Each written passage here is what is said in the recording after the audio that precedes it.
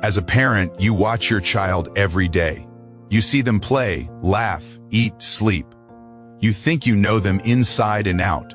But what if your child is showing you signs, quiet signals that something deeper is happening, and you're missing them? Not because you're a bad parent, not because you don't care, but because these signs are subtle. They're easy to dismiss as phases, as personality quirks, as just how kids are. But child psychologists know something that most parents don't. Certain behaviors in children are red flags. Not for bad parenting, not for failure, but for emotional needs that aren't being met, for internal struggles that need attention. The good news, when you recognize these signs early, you can respond, you can help, you can prevent small issues from becoming lifelong patterns. Welcome to Mind Reversed. Today, we're diving deep into child psychology to reveal 7 behavioral signs that parents should never ignore. These aren't about perfection, they're about awareness. They're about giving your child what they truly need. By the end of this video, you'll know what to look for, why it matters, and most importantly, what you can do about it. Because the most powerful thing a parent can do is pay attention. Not just to what their child does, but to what their child is trying to tell you through their behavior. Let's begin. Before we dive into the specific signs, we need to understand something fundamental about children. They communicate differently than adults. When adults are struggling, we usually have the words to express it. We can say, "I'm stressed," or "I'm feeling overwhelmed," or "I need help."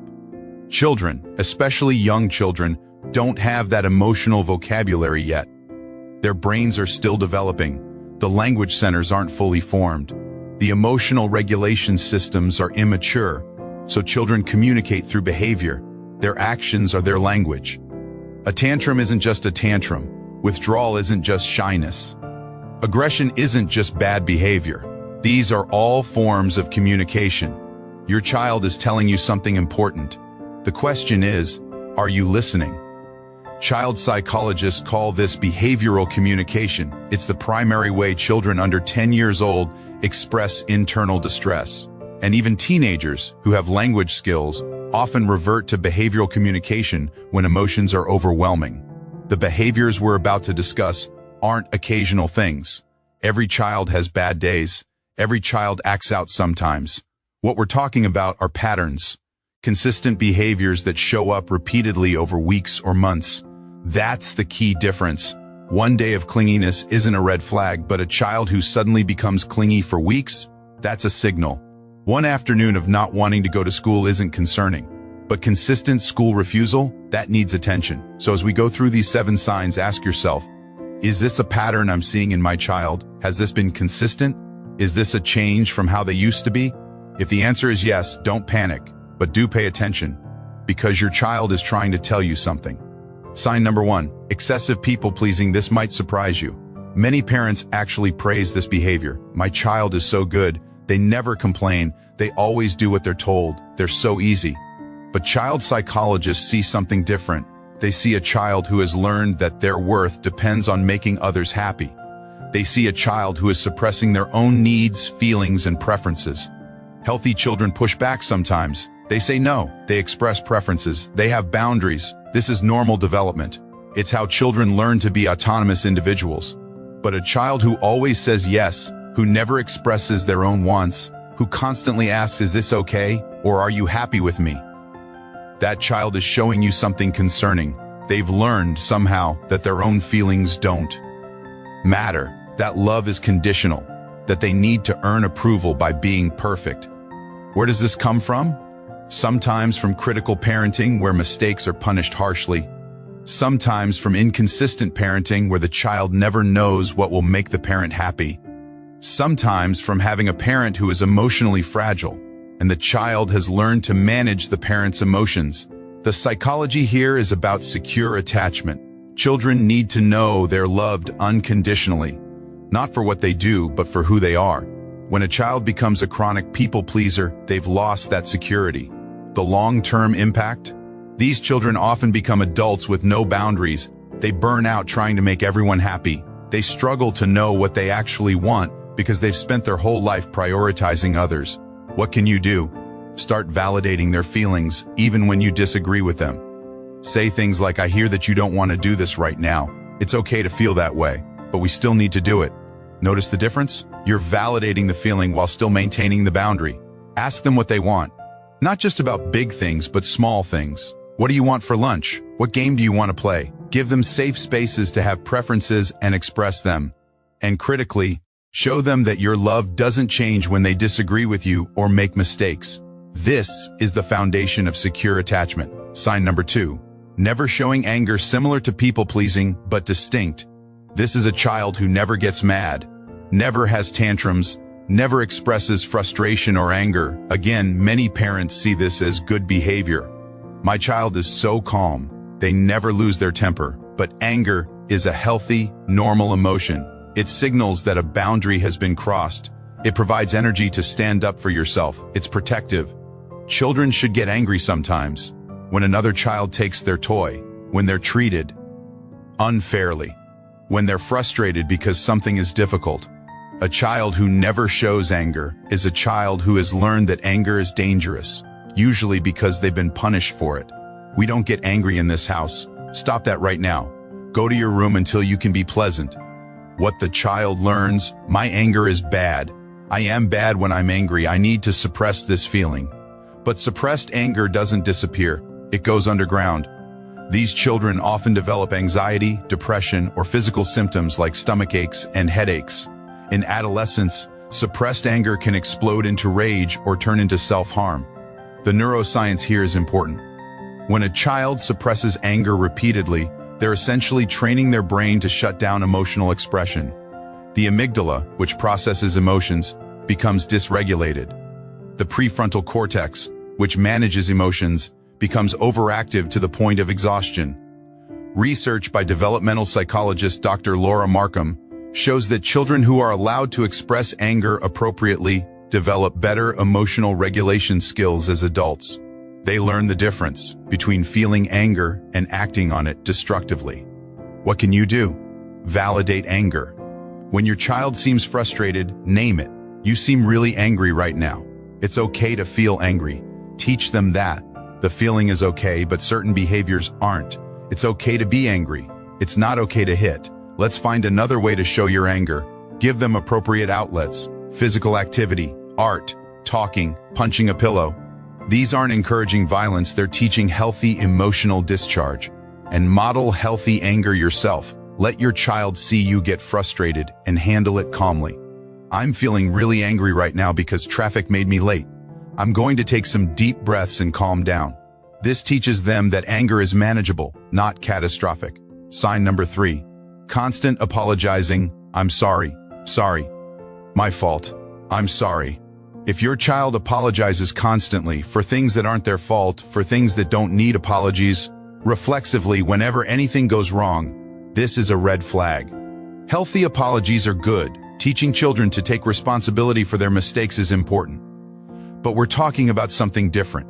We're talking about a child who says sorry for existing, sorry for having needs, sorry for taking up space, sorry, can I have some water, sorry for bothering you, sorry, I didn't mean to, when nothing wrong happened. This behavior pattern indicates deep insecurity. The child believes they are fundamentally a burden, that their presence is an imposition, that they need to constantly apologize for being. Where does this come from? Sometimes from having overwhelmed parents who sighed heavily or showed irritation whenever the child had needs. The child learned, my needs are a burden. I should apologize for having them. Sometimes from being blamed for things beyond their control. Parental conflicts, family stress, divorce. Children are egocentric. They often believe they cause things they don't. If no one corrects this, they carry guilt and apologize constantly. Sometimes from being criticized frequently. If a child hears constantly what they're doing wrong, they begin to believe they are wrong. The apologies become preemptive. Apologize before you're criticized. The psychology here relates to shame versus guilt. Guilt says I did something bad. Shame says I am bad. Children who constantly apologize are living in shame. Research by Dr. Brené Brown on shame in children shows that shame-based children become either perfectionists or give up entirely. They struggle with self-worth throughout life. They apologize in adult relationships constantly, even when they've done nothing wrong. What can you do? Stop accepting unnecessary apologies. When your child apologizes for something that doesn't warrant it, gently say, "You don't need to apologize for that. You didn't do anything wrong." Build their sense of worth independent of behavior. Tell them you love them. Not "I love you when you're good," but just "I love you." Period. Catch yourself if you're sighing, rolling your eyes, or showing irritation when your child has normal needs. Children are incredibly sensitive to these nonverbal cues.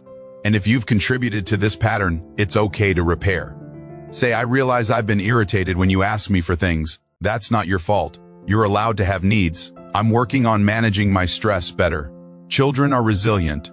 When parents recognize patterns and make changes, children respond beautifully. Sign number 4, extreme perfectionism. Some children are naturally conscientious. They like things neat, they try hard. This is healthy. But extreme perfectionism is different. This is a child who melts down if their homework has an eraser mark, who rips up their drawing if one line is wrong, who cries if they get one answer incorrect on a test, who refuses to try new things because they might fail. This child isn't motivated by excellence. They're motivated by fear. Fear of failure, fear of judgment, fear of not being good enough.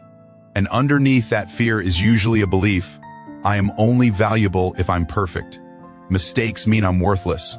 Where does this come from? Sometimes from parents who only praise achievement and ignore effort.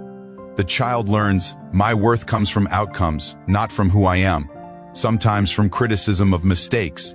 If every error is pointed out and corrected, the child learns that mistakes are unacceptable. Sometimes from comparisons. Why can't you be more like your sister? Your friend got a better grade. The child learns, I'm in competition and I'm losing. The neuroscience of perfectionism in children is concerning. Chronic perfectionism activates stress systems constantly. The child's brain is in perpetual threat mode. This leads to anxiety, disorders, depression, and sometimes physical symptoms. Research from the University of British Columbia shows that perfectionism in children is increasing, and it's linked to increases in anxiety, depression, and even suicidal thoughts in adolescence. Perfectionist children often become paralyzed adults. They procrastinate because if you don't try, you can't fail. Or they burn out trying to maintain impossible standards. What can you do?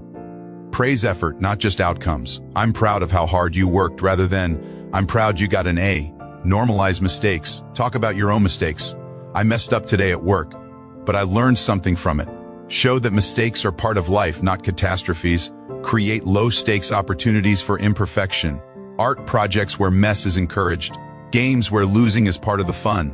Activities where experimentation matters more than results. And critically, check your own reactions to your child's mistakes. If your face falls, if you sigh, if you immediately correct, your child is learning that mistakes disappoint you. Instead, stay neutral. Oops, that didn't work. What can we try differently? Your child needs to know they're loved and valuable even when they mess up, especially when they mess up. Sign number 5. Social withdrawal and isolation. Children are naturally social beings. Even introverted children usually have a friend or two. They might not want huge groups, but they typically enjoy some connection with peers. So when a child who used to play with others suddenly withdraws, when they spend all their time alone, avoid social situations, refuse play dates, eat lunch alone, this is a signal. Now, we need to distinguish this from introversion. Introverted children recharge alone but still enjoy selective social interaction. They might have one close friend rather than a big group. This is healthy. What we're talking about is a child who seems to have given up on social connection entirely, who seems sad or anxious about social situations, who used to engage but now doesn't. Why does this happen? Sometimes from bullying. The child has been hurt socially and now protects themselves by withdrawing. Sometimes from social anxiety that's becoming overwhelming. What started as shyness has escalated into fear. Sometimes from depression. Yes, children can be depressed. And one of the primary symptoms is social withdrawal. Sometimes from trauma. Something happened that made the world feel unsafe, and the child retreats. The psychology here involves attachment and social development. Children need peer relationships to develop social skills, emotional regulation, and sense of self. When a child withdraws, they're missing critical developmental experiences. Research shows that prolonged social isolation in childhood predicts mental health issues in adolescence and adulthood. Humans are social creatures. We need connection. Children especially need it for healthy brain development. Warning signs to watch for: a child who used to have friends but doesn't anymore, a child who seems sad or anxious about school, a child who makes excuses to avoid social situations, a child who talks negatively about themselves in social contexts. Nobody likes me, or I'm weird. What can you do? First, investigate gently. Don't interrogate, but create space for conversation. I notice you haven't wanted to play with friends lately. What's going on? If they reveal bullying, take it seriously. Contact the school. Problem solve together. Don't dismiss it as normal kid stuff. If it seems like anxiety, consider therapy. Child therapists can teach skills for managing social anxiety. Facilitate small, low-pressure social interactions. One friend for a short time doing something your child enjoys. Build confidence gradually. And check your own social modeling. If you don't have friends, if you speak negatively about people, if you avoid social situations, your child is learning from you. But also know when professional help is needed. If withdrawal comes with other symptoms, changes in appetite, sleep problems, talk of not wanting to live, this requires immediate professional intervention. Sign number 6, regressive behaviors. Regression means going backwards developmentally. A child who was potty trained starts having accidents. A child who could sleep alone suddenly needs you in the room. A child who could handle separation now clings desperately. Occasional regression is normal, especially during stress. Moving, a new sibling, starting school, these can cause temporary regression, but persistent regression, or regression without an obvious cause, is your child telling you something. They're saying, I don't feel safe, or I'm overwhelmed, or I need more support. The psychology of regression is about seeking safety. When children feel insecure or overwhelmed, they return to earlier stages when they felt more protected. It's an unconscious strategy for coping with something that feels too big to handle. Common regressive behaviors include bedwetting, thumb-sucking, baby talk, increased clinginess, separation anxiety, sleep problems, and changes in eating. What causes regression? Stress is the most common trigger, but stress can look like many things to a child. A parent going back to work, marital conflict at home, a death in the family, moving, school pressure, even positive changes like a promotion that means dad works more hours, sometimes trauma, abuse, witnessing violence, scary medical procedures, accidents. The child's system goes into protective mode. Sometimes undiagnosed learning disabilities or developmental delays. The child is working so hard to keep up that they regress in other areas. The key is, regression is always meaningful. It's never manipulation. It's never the child being difficult on purpose. It's a genuine signal that something feels overwhelming. What can you do? First, don't punish regression. Shaming a child for bedwetting or needing extra comfort will only increase their insecurity. Increase support and security. More physical affection, more reassurance, more one-on-one time. Your child is asking for connection and safety. Investigate what might be causing stress. Have there been changes? How is school going? Are there friendship problems? Sometimes children don't tell you directly, but they show you through regression. Create predictability and routine. When children feel out of control, routine provides security. And consider professional evaluation if regression is severe or persistent. Sometimes regression indicates trauma or developmental issues that need specialized support. Remember, regression is temporary when you respond with support rather than frustration. Your child will move forward again when they feel secure enough. Sign number 7, persistent physical complaints with no medical cause. Stomach aches before school, headaches that come and go, fatigue, vague pains. You take your child to the doctor repeatedly. Tests are run, nothing is found, the doctor says they're fine. But your child keeps complaining. This isn't your child lying or seeking attention. This is psychosomatic illness, real physical symptoms caused by emotional distress. The mind-body connection in children is powerful. When a child can't express emotional pain verbally, the body expresses it physically. Anxiety becomes a stomachache. Stress becomes a headache. Trauma becomes unexplained pain. This is extremely common. Research shows that up to 30% of pediatric doctor visits are for symptoms with no identified medical cause, and most of these are stress-related.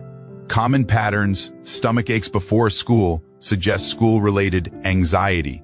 Headaches that occur during homework might indicate learning stress or perfectionism. Fatigue and body aches can indicate depression. The psychology here involves the nervous system. When a child is chronically stressed or anxious, their nervous system stays in threat mode. This affects digestion, pain perception, immune function, and energy levels. The symptoms are real, not imagined. What's often happening beneath these symptoms: anxiety about school performance, social stress or bullying, pressure to meet expectations, family conflict they're witnessing, trauma they haven't processed, or depression that hasn't been recognized. What can you do? First, absolutely rule out medical causes. Work with your pediatrician, but if nothing is found and symptoms persist, consider the emotional component. Talk to your child about feelings, not just physical symptoms. Your stomach hurts a lot before school. I wonder if something at school is worrying you. Validate that the pain is real. Don't say it's all in your head. Say, I know your stomach really hurts. Bodies sometimes hurt when we're stressed or worried. Look for patterns. When do symptoms occur? What's happening in those moments? This gives you clues. Consider therapy. Child therapists trained in psychosomatic symptoms can help children identify and express emotions, which often resolves physical symptoms. Teach stress management skills. Deep breathing, progressive muscle relaxation, mindfulness. These calm the nervous system. And examine your child's life for stressors. Too many activities, academic pressure, family conflict. Sometimes reducing stress is the best medicine. Remember, these symptoms are your child's body crying for help. Listen to what the body is saying. Now that we've covered the 7 signs, let's talk about what all of these have in common. Every single one of these behaviors is about emotional safety and secure attachment. When children feel emotionally safe, when they trust that adults will meet their needs with consistency and compassion, these behaviors don't develop. But when emotional safety is compromised, through criticism, inconsistency, emotional neglect, trauma, or chronic stress, children adapt. They develop coping strategies. And those strategies show up as the behaviors we've discussed. Here's what's crucial. Recognizing these patterns doesn't mean you failed as a parent. It means you're paying attention. And attention is the first step toward change. Many parents carry guilt when they recognize these patterns. How did I miss this? What have I done wrong? Am I a bad parent? No. You're a human parent doing your best with the awareness you had. And now you have new awareness. That's growth. Child psychologist Dr. Dan Siegel talks about rupture and repair. All relationships have ruptures, moments of disconnection or misattunement. What matters is repair. When you recognize a problem and work to fix it, you're modeling something powerful for your child. People make mistakes and people can change.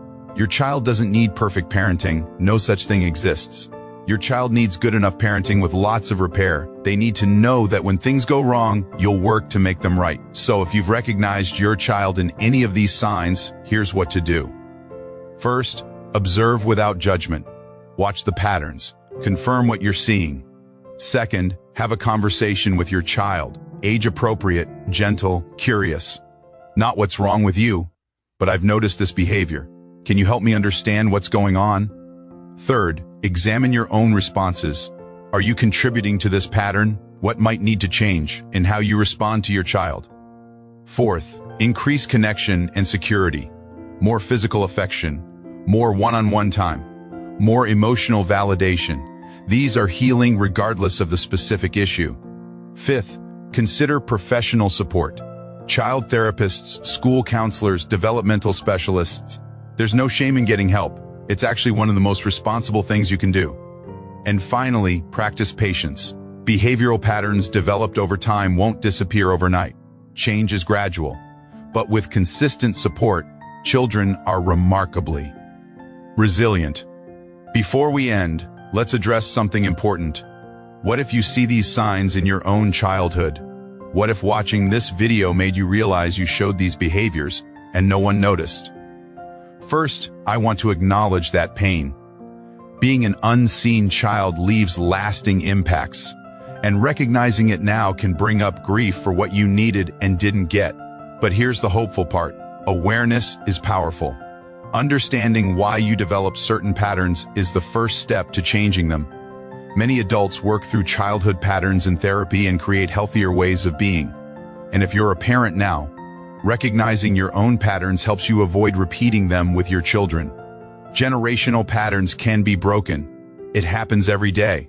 So whether you're watching this as a parent concerned about your child, or as an adult reflecting on your own childhood, or both, you're here seeking understanding. That matters.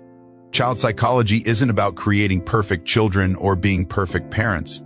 It's about understanding the language of behavior. It's about responding to needs with compassion. It's about creating safety so children can grow into healthy adults.